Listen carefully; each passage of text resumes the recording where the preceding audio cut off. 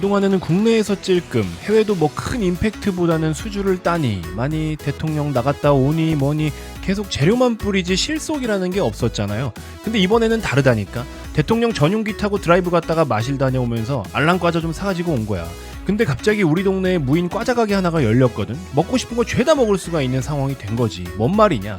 판이 깔렸기 때문에 싹 다 챙겨 먹으라고. 누가 떠다 먹여줘? 아마존, 구글, MS 제일 센 놈들이 지금 돈다발 들고 찾아오고 있잖아. 아직까지는 원전이 테마주 성향이 크기 때문에 일단 재료에 좀 집중하기는 해야 돼요. 자, 그리고 더 큰 게 뭐냐면 매도 주문이 체결되었습니다. 자, 테마주 똥닦기 전문 익절매니로 인사드리겠습니다. 오늘은 원전 테마를 좀 깊이 있게 다뤄볼 예정인데요. 왜 깊이 있게라는 코멘트로 밑밥을 까느냐. 자, 최근에 시장이 큰 상승은 나타나지 않더라도 그래도 몇몇 테마주들이 좋은 움직임들을 보여주고는 있습니다. 그리고 또 제약바이오 종목들 같은 경우에도 주도주의 흐름을 만들어주고는 있죠. 일단 지수 자체가 좀 답답한 모습을 보여주는 이유는 당연히 코스피 같은 경우에는 삼성전자가 죽쓰고 있는 영향을 우선적으로 가장 많이 받고 있고요. 그 다음에 코스닥 같은 경우에도 오늘자 기준으로 처참하죠. 시장이 2.8%의 하락을 나타낼 만큼의 특이사항이 없음에도 불구하고 저가 매수 수요가 없어요. 우리나라 시장을 당장에 지금 허겁지겁 매수를 해야 될 만한 이유가 없는 거죠. 단순하게 그냥 많이 빠졌으니까 산다? 물론 그런 수요들이 어느 정도 있을 수 있겠지만 매도를 받아낼 수 있을 만큼의 수요가 되지는 않을 겁니다. 자, 이런 식으로 지수 자체가 굉장히 좀 지지부진한 모습을 보여주고 있는데 이러한 흐름 속에서 오늘 원전 테마는 그래도 좀 강세 흐름을 보여줬습니다. 두산 에너빌리티는 보합으로 마무리가 됐고요. 한전산업 같은 경우에는 1.2%대 상승, 그리고 G2파워는 장중에 상한가도 직행을 했었는데 오늘 종가는 21.4%대 상승, 일진파워 10% 상승. 이렇게 해서 원전 테마가 그래도 그나마 오늘 우리나라 시장에서 강한 모습을 좀 보여줬다. 자, 이 원전 테마야말로 전형적인 테마주입니다. 사실 원자력 발전 같은 경우에 스토리를 제가 뒤에 조금 풀어드리긴 할 건데 스토리로만 놓고 보면은 정말 훌륭해요. 그리고 무조건 가야 되는 길이라고 저는 생각을 합니다. 정치적인 색깔 빼고 말씀드리는 겁니다. 저는 빨간 놈도 아니고 파란 놈도 아니에요. 여러분들 아시다시피 최근에 뭐 반도체 관련된 종목들도 움직임들이 굉장히 강했잖아요. 반도체뿐만 아니라 또 전력 인프라, 설비 이런 놈들도 많이 움직여줬었고요. 얘네들이 다 뭐 때문에 움직였습니까? 결국에 AI라는 모멘텀 아래에 파생돼서 움직인 주도주들이었습니다. SK하이닉스 같은 경우에도 사실상 삼성전자가 똥만 안 뿌렸으면 더 많이 올라갈 수 있는데 삼성전자가 발목을 좀 끄집어 잡고 있는 그런 모습을 보여주고 있고 전력 설비 인프라 쪽은 그래도 좋은 움직임을 계속 나타내주고 있기는 합니다. 자, 어쨌든 AI라는 이 모멘텀이 초기 산업이기 때문에 초반에는 어쩔 수 없이 누군가는 투자를 공격적으로 하느라 이익을 못 내기도 하고요. 그렇다고 적자를 보지 말자니 추후에 그 산업에 뛰어타지를 못할 수도 있고요. 삼성전자처럼. 그래서 신규 산업이 이렇게 개화가 되면요. 언제나 이런 일은 벌어집니다. 그 말은 즉 산업이 딱 열리기 시작을 하면 누군가가 먼저 돈을 벌고 그 다음 순번으로 또 누군가가 돈을 벌고 또 그 다음 순서로 누군가가 돈을 벌어요. 이런 식으로 순환구조 사이클을 만들어냅니다. 그러면 우리 같은 경우에는 막말로 내 사업 아니잖아. 내가 반도체 사업하는 거 아니고 내가 전력 사업하는 거 아니잖아요. 돈 되는 쪽으로만 배팅을 해주면 되는 겁니다. 우리가 해야 될 일은 그거예요. 그러면 결국에 누가 돈을 버느냐 이거에 대해서만 파악하고 확인하시면 되는 거죠. 여러분들 지금 이 AI 사이클을 한번 생각을 해보시면 이 AI라는 거는 글로벌 원탑은 누굽니까? 다들 들어보셨겠지만 오픈 AI, 챗 GPT를 만든 오픈 AI가 우선 탑인데 얘네가 글로벌 인공지능 대장이라고 볼 수가 있는데 그럼 얘네가 돈을 버는지부터 보면 되겠죠. 참고로 올해 오픈 AI의 매출은 40억 달러 정도를 예상하고 있습니다. 챗 GPT를 써보신 분들은 아시겠지만요. 일부 서비스가 유료로 지금 되어 있기 때문에 실제로 수익 모델이 생겨서 매출은 좀 나옵니다. 자, 그래서 돈을 벌기는 벌어요. 그래서 올해 매출이 한 40억에서 50억 불 정도까지 예상을 좀 하고 있기는 한데 한화로 한 5조에서 6조 정도 되겠죠? 근데 중요한 거는 얘네들이 그냥 단순 소프트웨어 기업들이 아니잖아요. 데이터 센터라는 게 또 필요로 합니다. 자, 우리가 지금 유튜브를 보고 있고 또 카카오톡을 사용하고 네이버 검색을 하고 이 모든 게 트래픽과 연관성이 있지 않습니까? 그래서 데이터 센터라는 게 필요로 합니다. 근데 이 데이터 센터는 또 아무나 지을 수가 없어요. 미국 같은 경우에는 정부에서 승인을 해줘야 지을 수가 있습니다. 이 데이터 센터로 장사하는 놈들이 대표적으로 미국에서 구글, 아마존 이런 놈들인 거고 아무튼 이 데이터 센터가 사실상 심장 역할이라고 보시면 됩니다. 지금 여러분들이 보고 계신 유튜브 방송, 네이버 검색 이런 게 모두 다 데이터 센터가 없으면 실행이 불가능한 겁니다. 자, 그런데 우리가 보통 검색 기능이나 유튜브 같은 거 사용하는 것보다 AI에서 필요로 하는 데이터 센터 규모가 최소 3배에서 4배 정도는 더 필요하다라는 겁니다. 여기에 돈이 제일 많이 들어가는 거예요. 그리고 여기에 필요한 게 뭐냐? 엔비디아의 제품들인 거고요. 그래서 결국에 지금 가장 우선적으로 많은 돈을 벌고 있는 게 엔비디아인 거죠. 엔비디아는 배가 터지는 거고 데이터 센터 끼고 인프라 깔고 있는 기업들은 매출이 안 나와도 이익은 안 남고 적자만 계속 나는 거죠. 그래서 오픈 AI 같은 경우에는 40억 불에서 50억 불까지 그래도 매출은 좀 나온다라고 말씀을 드렸죠. 근데 이렇게 데이터 센터 투자나 비용들이 90억 불 정도가 됩니다. 그러니까 매출이 4, 50억인데 비용이 90억 든다고요. 이해되십니까? 인건비랑 서버 요금, 반도체 사는 돈 이런 걸 다 해서 이 정도 듭니다. 자, 그러니까 결국에는 적자를 면치 못하고 일부 버는 놈들만 돈을 벌고 있다라는 거고 얘네들이 먼저 주가가 올라가는 거고 엔비디아 계속 신고가 가는 거고 다른 놈들 다 죽쓰고 있는 거죠.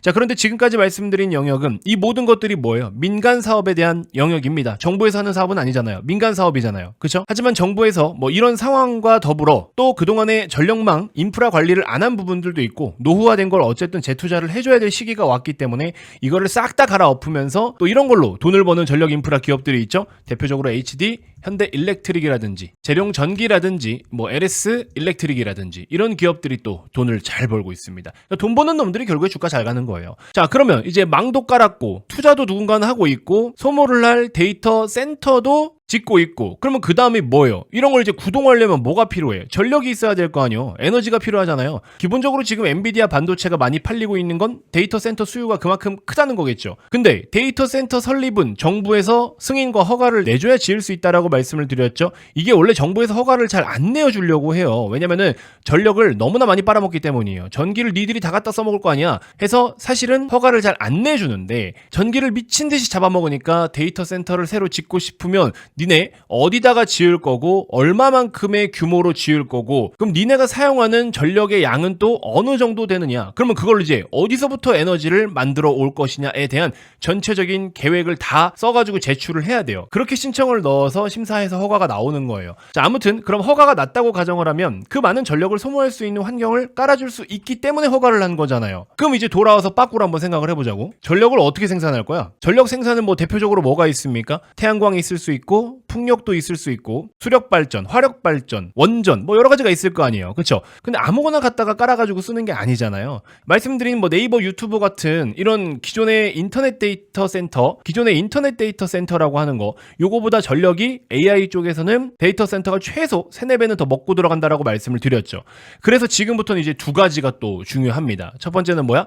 발전 효율이 굉장히 중요해요. 발전 효율이 중요한데 풍력이나 태양광 같은 경우에는 태양광이나 풍력에서만 전기를 사왔는데 요금이 비싸면 안 되잖아요. 지금 얘네들이 전력을 정말 천문학적으로 갖다 쓸 건데 그러니까 발전 효율이 일단 무조건 좋아야 됩니다. 두 번째는 또 뭡니까? 탄소 배출이에요. 탄소 배출. 그 엄청난 전력을 사용하기 위해서 생산되는 전력이 환경을 해치면 지금 여태 우리까지 해온 글로벌적으로 친환경 정책들 무슨 의미가 있어요? 환경 보호도 해야 될 거 아니야. 빅테크 기업들이 맨날 하는 소리가 뭐였어요? 뭐 RE100 해가지고 이런 거 시작해서 친환경 노래를 많이 불러왔잖아요. 탄소 배출도 줄여야 돼요. 그럼 생각을 해보자고. 미국 같은 경우에는 뭐 화력 발전이 있죠. 미국은 천연가스가 남아도는 나라니까 화력 발전을 하면은 상대적으로 환경 오염도 있고 탄소 배출도 많이 하긴 하지만 미국을 놓고 봤을 때는 가스가 남아돌아서 화력 발전을 하면 발전 효율이 엄청 좋아요. 근데 이제 중요한 건 뭐야? 탄소가 배출되잖아. 이것 때문에 안 된단 말이야 또. 그럼 결국에 발전 효율과 안전성이 좋으면서 탄소 배출까지 안 하는 게 뭐가 있냐? 바로 원전밖에 없다라는 거예요. 그러니까는 최근에 아마존이나 구글, 마이크로소프트 같은 애들이 자꾸 원전 쪽에다가 계약을 하겠다라는 내용들이 이래서 나오는 겁니다.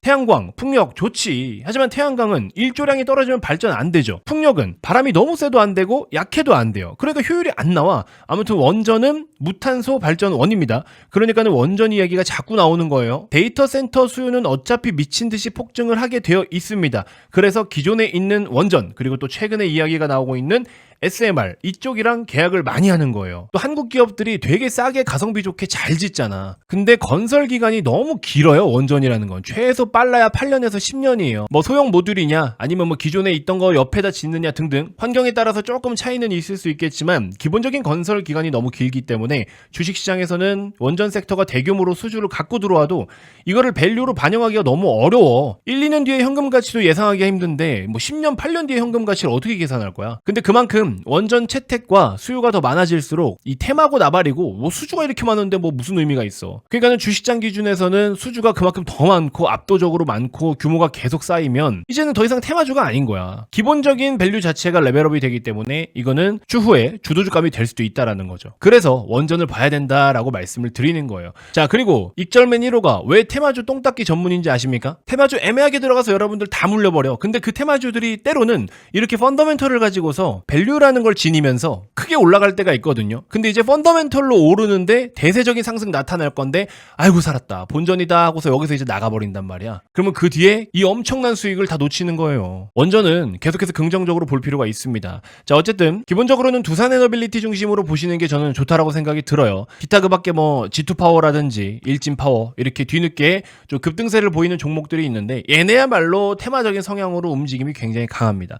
그래서 좀 안정적으로 투자를 하실 분들은 두산에너빌리티라든지 한전 KPS 같은 이런 종목들을 접근하셔도 좋고, 성광밴드 같은 놈들도 보시면요, 얘가 피팅 기업이거든요. 피팅 기업임에도 불구하고 최근에 모멘텀이 굉장히 많아요. 조선업황도 너무나 좋지, 또 LNG 터미널 재개에 관련돼 가지고도 엮인 부분이 있죠. 그 다음에 수소 쪽으로도 엮였죠. 북미 시장 기준으로 AI 데이터 센터향 원전 인프라 수요 증가에 따른 수주 모멘텀이 정말 많아요. 근데 아직까지는 막 큰 돈이 당장에 들어오는 건 아니지만 이 녀석이 판매하고 있는 제품이 여기저기 지금 다 호황이기 때문에 그러한 수혜를 직접적으로 받을 수 있는 조건이 지금 충족되어 있습니다. 그래서 남들이 잘 모르는 종목인데 이런 거 관심 가져보셔도 되고, 단기 매매하실 분들은 일진파워, G2파워 이렇게 파워자 들어간 놈들 위주로 보시면 되고요. 조금 펀더멘털로 보고 접근하겠다, 한전 KPS 보세요. 주가도 안 빠지고 거의 우상향 보이잖아요. 얘는 테마적인 성향보다는 철저하게 펀더멘털을 놓고 접근할 수 있는 종목이에요. 근데 이런 종목이 이제 배당 성향도 갖추게 되고 정부의 주주환원 정책의 강화에 따른 모멘텀을 또 띄게 되는 종목들이다라는 거죠. 그래서 원전의 정비 매출 쪽이 계속 꾸준하게 증가를 하면서 안정적인 매출 성장이 이어나갈 거고,